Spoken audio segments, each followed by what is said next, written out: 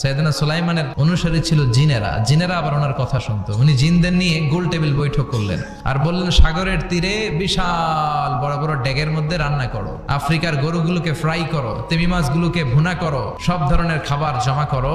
অমুক অমুক দিন দুপুর বেলায় আমি সাইয়েদনা সুলাইমান আলাইহিস সালাম গোটা বিশ্বের সবাইকে দুপুরের খাবার খাওয়াবো।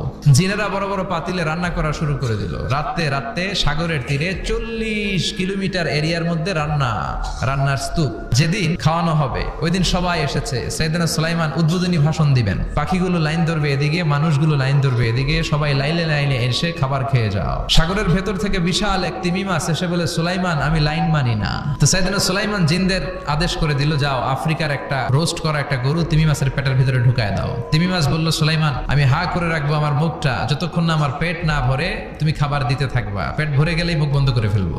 সাইয়েদনা সুলাইমানের কথা অনুযায়ী জিনের বাদশা একটা আস্ত